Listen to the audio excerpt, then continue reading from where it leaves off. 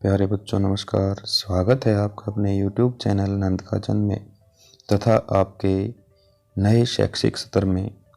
तो आज हम आपके लिए हिंदी कार्यपत्र के कक्षा 8वीं जो कि CBSE द्वारा कार्यपत्रक दिया जाता है लेकर आए हैं, जिसका विषय है लाख की चूड़ियाँ, जिसके लेखक हैं कामता नाथ। प्यारे बच्चों, जैसा कि आप देख रहे हैं कि यह कार्यपत्रक शिक्षा निदेशालय राष्ट्रीय राजधानी क्षेत्र दिल्ली द्वारा दिया गया है, जिसका विषय हिंदी है तथा उप विषय है लाख की चूड़ियाँ। कार्यपत्रक नंबर 1 लिखा हुआ है तथा दिनांक भी लिखी हुई है। यह कार्यपत्रक कक्षा 8वीं के लिए है, जिसमें विद्यार्थी ने अपना नाम और अपने कक्षा अध्यापक का नाम भी लिखना है। तो आइए अब हम पढ़ते हैं कार्यपत्रक नंबर 1। बच्चों, इस कार्यपत्रक के माध्यम से हम अपनी हिंदी की पाठ्यपुस्तक वसंत के दूसरे पाठ लाख की चूड़ियाँ के बारे में कुछ जानने और समझने का अभ्यास करेंगे। यह एक कहानी है जिसका मुख्य पात्र बदलू है। बदलू चूड़ी बनाने का कार्य करता था। लेखक ने बदलू के कार्यों का बड़े ही ध्यान से अवलोकन किया है, तभी तो उन्होंने बदलू के काम करने के तरीके को नीचे लिखे पाठ के अंश में अच्छी तरह बताया है। तो बच्चों, कहानी की शुरुआत कुछ यूँ होती है।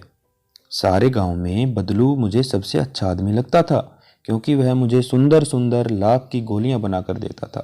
लाख एक प्रकार का प्राकृतिक गोंद होता है। मुझे अपने मामा के गांव जाने का सबसे बड़ा चाव यही था कि जब मैं वहां से लौटता था तो मेरे पास ढेर सारी गोलियां होती, रंग बिरंगी गोलियां जो किसी भी बच्चे का मन मोह लें। वैसे तो मेरे मामा के गांव का होने के कारण मुझे बदलू को बदलू मामा कहना चाहिए था, परंतु मैं उसे बदलू मामा ना कहकर बदलू काका कहा करता था, जैसा कि गांव के सभी बच्चे उसे कहा करते थे। बदलू का मकान कुछ ऊंचे पर बना था। मकान के सामने एक बड़ा सा सहन था। सहन अर्थात एक बाड़ा था, जिसमें एक पुराना नीम का वृक्ष था। उसी के नीचे बैठकर बदलू अपना काम किया करता था। बगल में भट्टी दहकती रहती, जिसमें वह लाख पिघलाया करता। सामने एक लकड़ी की चौखट पड़ी रहती, जिस पर लाख के मुलायम होने पर वह उसे सलाख के समान पतला करके चूड़ी का आकार देता। पास में 4-6 विभिन्न आकार की बेलनुमा मुंगेरियां, एक लकड़ी के बेलन, ठोस बेलन होता है वैसे होती है, उनको मुंगेरी कहते हैं, रखी रहती, जो आगे से कुछ पतली और पीछे से मोटी होती। लाख की चूड़ी का आकार देखकर वह उन्हें मुंगेरियों पर चढ़ाकर गोल और चिकना बनाता और तब एक एक कर पूरे हाथ की चूड़ियां बना चुकने के पश्चात वह उन पर रंग करता। अब कार्यपत्रक में आगे आता है नए शब्दों से मित्रता। तो सबसे पहला शब्द है लाख, एक प्रकार का प्राकृतिक गोंद। सहन, दीवार आदि से घिरा हुआ स्थान, घेरा या बाड़ा। मुंगेरियां, बेलन के आकार का ठोस लकड़ी का टुकड़ा। अब हम जानेंगे कि इस कार्यपत्रक को पढ़ने के बाद हमने क्या सीखा। इसके लिए हमें प्रश्नों के उत्तर देने हैं। तो पहला प्रश्न है, लेखक को मामा के घर जाना अच्छा क्यों लगता था? आपको छुट्टियों में किसके घर जाना अच्छा लगता है और क्यों? तो इसका उत्तर होगा कि लेखक को मामा के घर जाना इसलिए अच्छा लगता था क्योंकि वहाँ उसे लाख की बहुत सारी रंग बिरंगी गोलियाँ खेलने के लिए मिलती थी। मुझे भी छुट्टियों में अपनी नानी के घर जाना अच्छा लगता है क्योंकि वहाँ मुझे कोई डांटता नहीं है। इसका उत्तर आप अपनी मर्जी से भी दे सकते हो कि आपको अपनी बुआ के घर जाना अच्छा लगता है क्योंकि वहाँ पे आपको कोई भी डांटता नहीं है, खाने को अच्छी अच्छी मिठाइयाँ मिलती हैं या खेलने के लिए खिलौने भी मिलते हैं।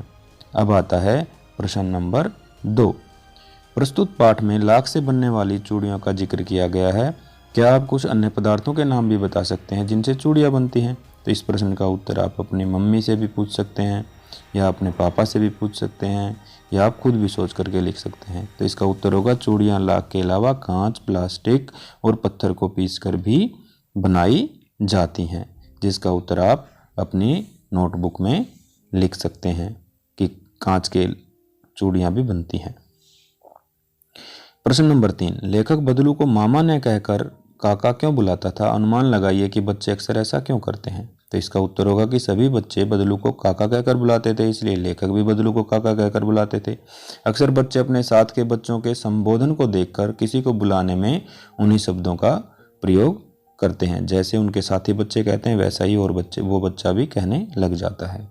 प्रश्न नंबर 4, क्या आपने किसी को घर में बदलू की तरह कोई सामान बनाते हुए ध्यान से देखा है? उसके बारे में अपने शब्दों में लिखो। तो ये प्रश्न का उत्तर है, ये भी आपने अपने शब्दों में अपने विचारों से लिखना है इसका उत्तर मैंने लिखा है कि ये हो सकता है कि हाँ, मैंने गांव में अपने दादाजी को सन की रस्सी बनाते हुए और चारपाई बनाते हुए भी देखा है। आप लिख सकते हैं कि हाँ, मैंने गांव में कुम्हार को मटका बनाते हुए भी देखा है। तो आप इसका उत्तर ऐसे लिख सकते हैं। तो बच्चों धन्यवाद। अगर वीडियो अच्छी लगी हो तो लाइक व शेयर ज़रूर करें तथा अगली वीडियो की अपडेट पाने के लिए हमारे चैनल को सब्सक्राइब भी ज़रूर करें।